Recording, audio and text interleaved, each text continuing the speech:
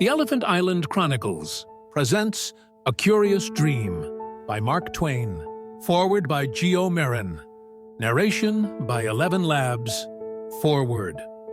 Mark Twain, born Samuel Langhorne Clemens, is celebrated as one of America's greatest literary figures.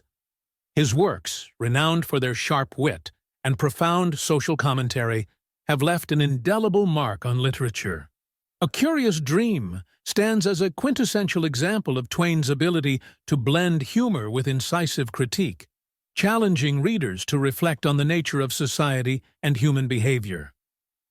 First published in 1872, A Curious Dream offers a satirical glimpse into the transient nature of societal respect for the deceased.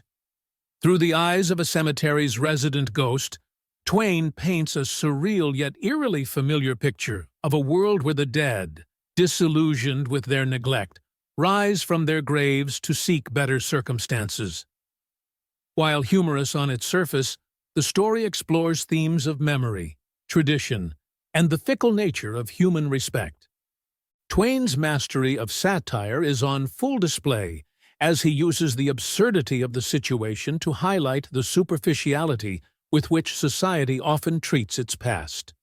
The story's protagonist, a ghost who finds himself wandering through a chaotic graveyard, serves as a poignant reminder of how quickly honor and reverence can fade when they become inconvenient. Through this narrative, Twain invites readers to consider the impermanence of societal values and the often self-serving nature of human behavior. A Curious Dream is not merely a tale of whimsical fantasy. It is a mirror reflecting the contradictions and shortcomings of the society in which Twain lived, and, by extension, the society we live in today. His ability to weave serious social critique into an engaging and entertaining narrative ensures that this story remains relevant and thought-provoking for modern readers. As you embark on the pages of A Curious Dream, prepare to be entertained by Twain's wit, amused by his humor, and challenged by his insights. Like much of Twain's work, this story transcends its time, offering wisdom and reflection that continue to resonate. Enjoy this journey into Twain's imagination, where the lines between reality and absurdity blur, and where every laugh comes with a lesson. Geo Marin, A Curious Dream by Mark Twain. Night before last, I had a singular dream. I seemed to be sitting on a doorstep, in no particular city perhaps, ruminating, and the time of night appeared to be about 12 or 1 o'clock. The weather was balmy and delicious. There was no human sound in the air, not even a footstep. There was no sound of any kind to emphasize the dead stillness, except the occasional hollow barking of a dog in the distance and the fainter answer of a further dog. Presently, up the street, I heard a bony clack-clacking, and guessed it was the castanets of a serenading party. In a minute more, a tall skeleton, hooded, and half-clad in a tattered and moldy shroud, whose shreds were flapping about the ribby lattice-work of its person, swung by me with a stately stride and disappeared in the gray gloom of the starlight. It had a broken and worm-eaten coffin on its shoulder and a bundle of something in its hand. I knew what the clack-clacking was then. It was this party's joints working together, and his elbows knocking against his sides as he walked. I may say I was surprised. Before I could collect my thoughts and enter upon any speculations as to what this apparition might portend, I heard another one coming, for I recognized his clack-clack. He had 2/3 of a coffin on his shoulder and some foot and headboards under his arm. I mightily wanted to peer under his hood and speak to him, but when he turned and smiled upon me with his cavernous sockets and his projecting grin as he went by, I thought I would not detain him. He was hardly gone when I heard the clacking again, and another one issued from the shadowy half-light. This one was bending under a heavy gravestone and dragging a shabby coffin after him by a string. When he got to me, he gave me a steady look for a moment or two, and then rounded to and backed up to me, saying, "Ease this down for a fellow, will you?" I eased the gravestone down till it rested on the ground, and in doing so noticed that it bore the name of John Baxter Copmanhurst, with May 1839 as the date of his death. Deceased sat wearily down by me, and wiped his os frontis with his major maxillary, chiefly from former habit, I judged, for I could not see that he brought away any perspiration. "It is too bad, said he, drawing the remnant of the shroud about him and leaning his jaw pensively on his hand. Then he put his left foot up on his knee and fell to scratching his ankle bone absently with a rusty nail which he got out of his coffin. "What is too bad, friend?" "Oh, everything, everything. I almost wish I never had died." "You surprise me. Why do you say this? Has anything gone wrong? What is the matter?" "Matter? Look at this shroud rags. Look at this gravestone, all battered up. Look at that disgraceful old coffin. All a man's property going to ruin and destruction before his eyes, and ask him if anything is wrong. Fire and brimstone." Calm yourself, I said. "It is too bad. It is certainly too bad. But then I had not supposed that you would much mind such matters, situated as you are." "Well, my dear sir, I do mind them. My pride is hurt, and my comfort is impaired. Destroyed, I might say. I will state my case. I will put it to you in such a way that you can comprehend it, if you will let me," said the poor skeleton, tilting the hood of his shroud back, as if he were clearing for action, and thus unconsciously giving himself a jaunty and festive air very much at variance with the grave character of his position in life, so to speak, and in prominent contrast with his distressful mood. "Proceed," said I. "I reside in the shameful old graveyard, a block or two above you here, in this street. There, now, I just expected that cartilage would let go. Third rib from the bottom, friend. Hitch the end of it to my spine with a string, if you have got such a thing about you, though a bit of silver wire is a deal pleasanter and more durable and becoming, if one keeps it polished. To think of shredding out and going to pieces in this way just on account of the indifference and neglect of one's posterity." And the poor ghost grated his teeth in a way that gave me a wrench and a shiver, for the effect is mightily increased by the absence of muffling flesh and cuticle. "I reside in that old graveyard, and have for these 30 years. And I tell you things are changed since I first laid this old tired frame there, and turned over and stretched out for a long sleep, with a delicious sense upon me of being done with bother and grief and anxiety and doubt and fear forever and ever, and listening with comfortable and increasing satisfaction to the sexton's work, from the startling clatter of his first spadeful on my coffin till it dulled away to the faint padding that shaped the roof of my new home. Delicious! My, I wish you could try it tonight." And out of my reverie, deceased fetched me a rattling slap with a bony hand. "Yes, sir. 30 years ago I laid me down there and was happy, for it was out in the country then, out in the breezy, flowery, grand old woods, and the lazy winds gossiped with the leaves, and the squirrels capered over us and around us, and the creeping things visited us, and the birds filled the tranquil solitude with music. Ah, it was worth 10 years of a man's life to be dead then. Everything was pleasant. I was in a good neighborhood, for all the dead people that lived near me belonged to the best families in the city. Our posterity appeared to think the world of us. They kept our graves in the very best condition. The fences were always in faultless repair, headboards were kept painted or whitewashed, and were replaced with new ones as soon as they began to look rusty or decayed. Monuments were kept upright, railings intact and bright. The rose bushes and shrubbery trimmed, trained, and free from blemish, the walks clean and smooth and gravelled. But that day is gone by. Our descendants have forgotten us. My grandson lives in a stately house built with money made by these old hands of mine, and I sleep in a neglected grave with invading vermin that gnaw my shroud to build them nests withal. I and friends that lie with me founded and secured the prosperity of this fine city, and the stately bantling of our loves leaves us to rot in a dilapidated cemetery, which neighbors curse and strangers scoff at. See the difference between the old time and this. For instance, our graves are all caved in now. Our headboards have rotted away and tumbled down. Our railings reel this way and that, with one foot in the air, after a fashion of unseemly levity. Our monuments lean wearily, and our gravestones bow their heads discouraged.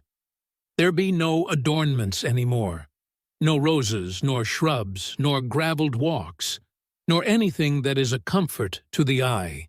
And even the paintless old board fence that did make a show of holding us sacred from companionship with beasts and the defilement of heedless feet has tottered till it overhangs the street, and only advertises the presence of our dismal resting place and invites yet more derision to it.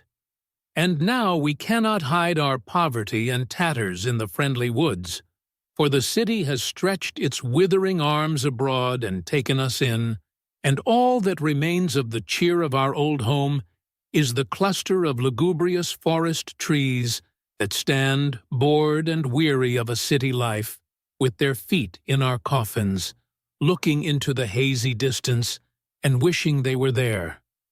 I tell you it is disgraceful. You begin to comprehend, you begin to see how it is. While our descendants are living sumptuously on our money, right around us in the city, we have to fight hard to keep skull and bones together. Bless you, there isn't a grave in our cemetery that doesn't leak. Not one. Every time it rains in the night, we have to climb out and roost in the trees. And sometimes we are wakened suddenly by the chilly water trickling down the back of our necks.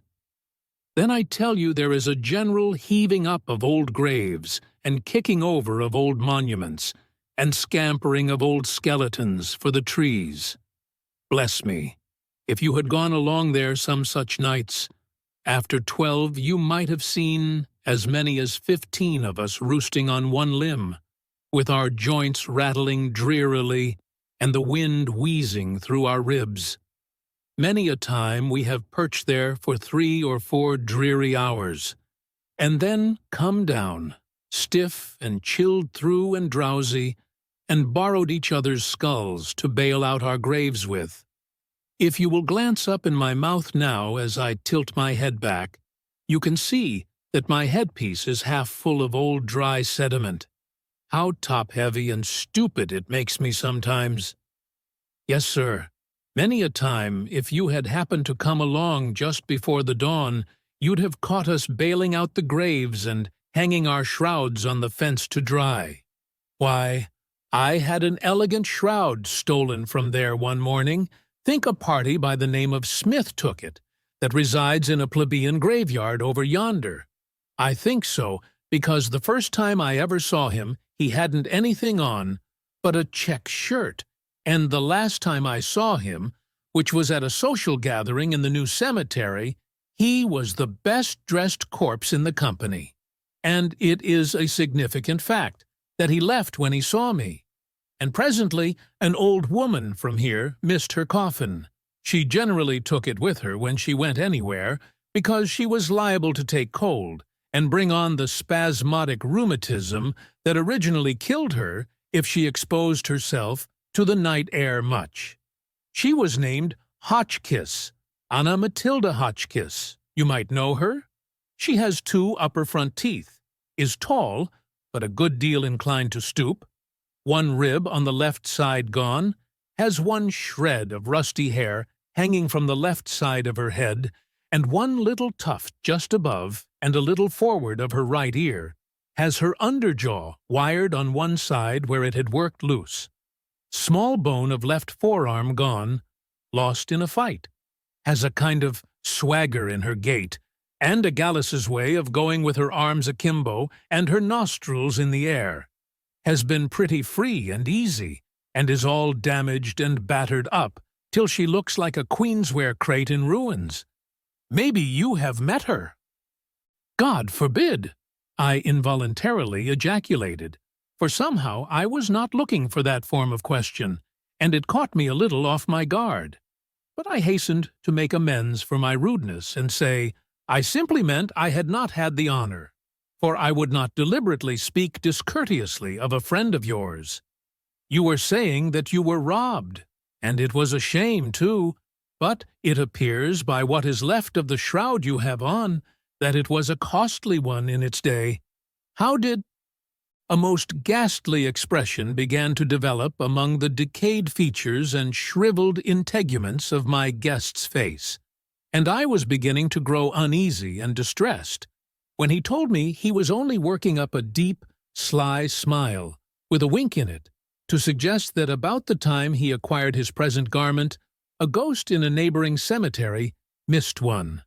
This reassured me, but I begged him to confine himself to speech thenceforth, because his facial expression was uncertain. Even with the most elaborate care, it was liable to miss fire. Smiling should especially be avoided. What he might honestly consider a shining success was likely to strike me in a very different light. I said I liked to see a skeleton cheerful, even decorously playful, but I did not think smiling was a skeleton's best hold. "Yes, friend," said the poor skeleton, "the facts are just as I have given them to you.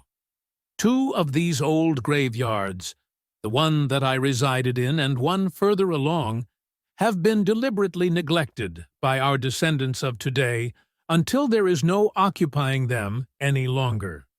Aside from the osteological discomfort of it, and that is no light matter this rainy weather, the present state of things is ruinous to property. We have got to move or be content to see our effects wasted away and utterly destroyed. Now, you will hardly believe it, but it is true, nevertheless, that there isn't a single coffin in good repair among all my acquaintance. Now, that is an absolute fact. I do not refer to low people who come in a pine box mounted on an express wagon, but I am talking about your high-toned, silver-mounted burial case, your monumental sort, that travel under black plumes at the head of a procession and have choice of cemetery lots. I mean folks like the Jarvises and the Bledsoes and Burlings and such. They are all about ruined. The most substantial people in our set, they were. And now look at them, utterly used up and poverty-stricken. One of the Bledsoes actually traded his monument to a late barkeeper for some fresh shavings to put under his head. I tell you it speaks volumes, for there is nothing a corpse takes so much pride in as his monument. He loves to read the inscription. He comes after a while to believe what it says himself, and then you may see him sitting on the fence night after night, enjoying it. Epitaphs are cheap, and they do a poor chap a world of good after he is dead, especially if he had hard luck while he was alive. I wish they were used more. Now, I don't complain, but confidentially, I do think it was a little shabby in my descendants to give me nothing but this old slab of a gravestone, and all the more that there isn't a compliment on it. It used to have "Gone to his just reward" on it, and I was proud when I first saw it. But by and by I noticed that whenever an old friend of mine came along, he would hook his chin on the railing and pull a long face and read along down till he came to that, and then he would chuckle to himself and walk off, looking satisfied and comfortable. So I scratched it off to get rid of those fools. But a dead man always takes a deal of pride in his monument. Yonder goes 6 of the Jarvises now, with the family monument along. and Smithers and some hired specters went by with his a while ago. Hello, Higgins. Goodbye, old friend. That's Meredith Higgins, died in '44. Belongs to our set in the cemetery. Fine old family. Great-grandmother was an Injun. I am on the most familiar terms with him. He didn't hear me was the reason he didn't answer me. And I am sorry, too, because I would have liked to introduce you. You would admire him. He is the most disjointed, sway-backed, and generally distorted old skeleton you ever saw. But he is full of fun. When he laughs, it sounds like rasping two stones together, and he always starts it off with a cheery screech, like raking a nail across a window pane. Hey, Jones! That is old Columbus Jones. Shroud cost $400. Entire trousseau, including monument, $2,700.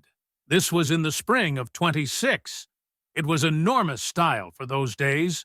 Dead people came all the way from the Alleghenies to see his things. The party that occupied the grave next to mine remembers it well.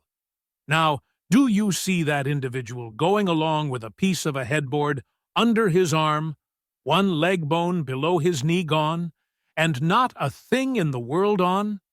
That is Barstow Dalhousie, and next to Columbus Jones, he was the most sumptuously outfitted person that ever entered our cemetery. We are all leaving. We cannot tolerate the treatment we are receiving at the hands of our descendants. They open new cemeteries, but they leave us to our ignominy. They mend the streets, but they never mend anything that is about us or belongs to us. Look at that coffin of mine. Yet, I tell you in its day, it was a piece of furniture that would have attracted attention in any drawing room in this city. You may have it if you want it. I can't afford to repair it.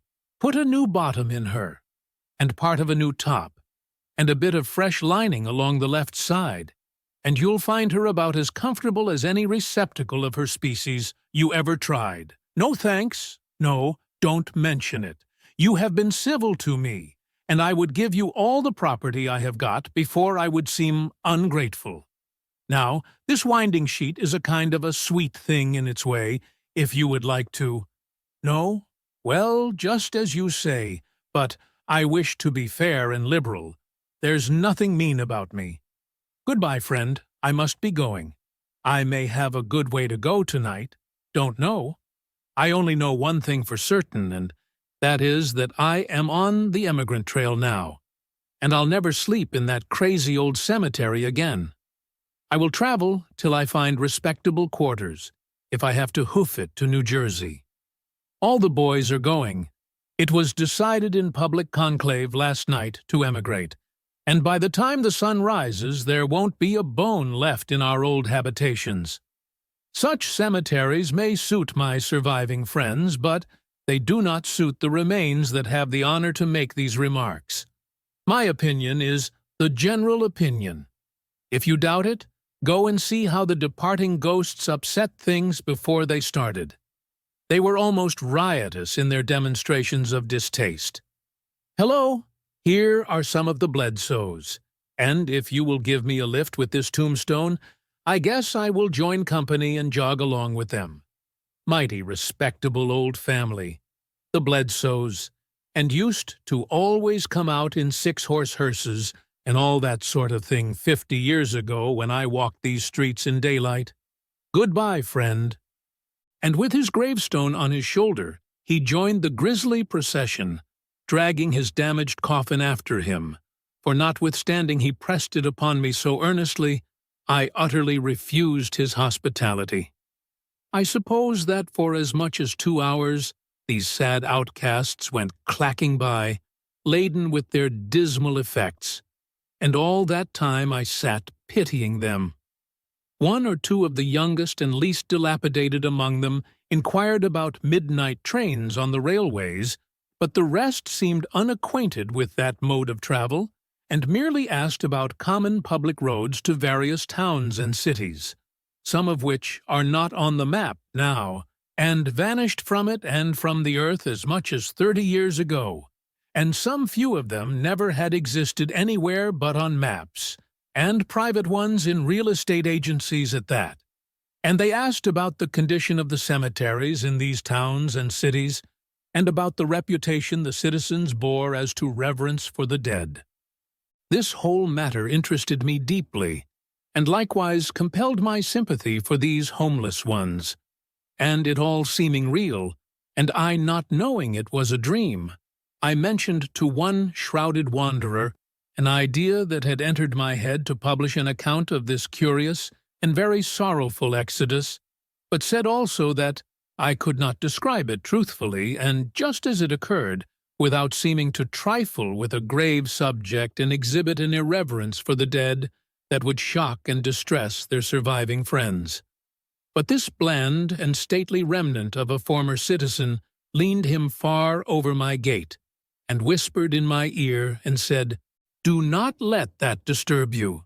The community that can stand such graveyards as those we are emigrating from can stand anything a body can say about the neglected and forsaken dead that lie in them."